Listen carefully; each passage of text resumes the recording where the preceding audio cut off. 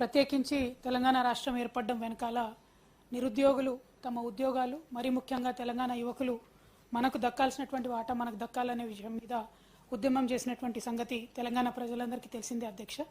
అయితే ఇప్పుడు ఏర్పడ్డటువంటి కొత్త ప్రభుత్వంలో అనేక నియామకాలు ఆంధ్ర ప్రాంతానికి సంబంధించినటువంటి అధికారులను చేయడం అనేటటువంటి విషయాన్ని మనం గమనిస్తూ వస్తున్నాం అధ్యక్ష. మరి ముఖ్యంగా municipal administration and urban development department ఏదైతే గౌరవ ముఖ్యమంత్రి రేవంత్ రెడ్డి గారి దగ్గర ఉన్నదో ఆ డిపార్ట్మెంట్లో నిన్న మొన్న జరిగిన అనామలీని మీ ద్వారా ప్రభుత్వం యొక్క దృష్టికి తీసుకురావడానికి నేను ప్రయత్నం చేస్తూ ఉన్నాను అధ్యక్ష. ఇందులో ఈ నెల 9వ తారీఖు నాడు మున్సిపల్ అడ్మినిస్ట్రేషన్ డిపార్ట్మెంట్ వాళ్ళు ఒక ఆర్డర్ ఇచ్చినారు అధ్యక్ష.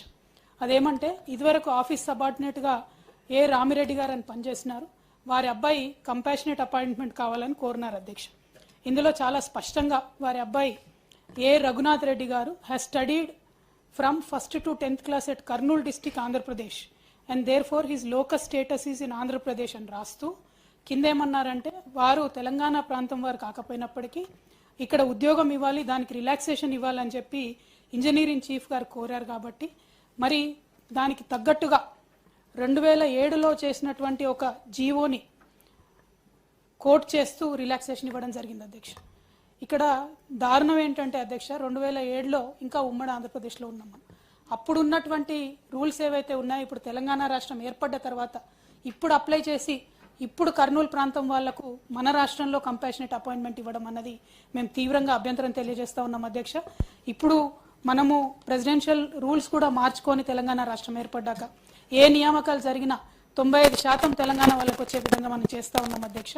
ఈ పేపర్స్లో కోట్ చేసినటువంటి రూల్ అధ్యక్ష సభ దృష్టికి మీ ద్వారా తీసుకొస్తా ఉన్నాం.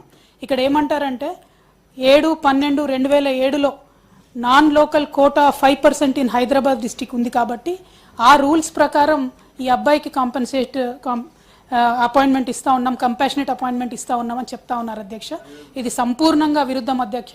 రాష్ట్ర ఆకాంక్షకు అదేవిధంగా ఇప్పుడు ప్రభుత్వం ఏర్పడే ముందు కూడా ఈ కాంగ్రెస్ పార్టీకి సంబంధించినటువంటి నాయకులు చేసినటువంటి అన్ని వాగ్దానాలు కూడా ఇది విరుద్ధం కాబట్టి దీన్ని మేము తీవ్రంగా వ్యతిరేకిస్తూ ఉన్నాం అధ్యక్ష.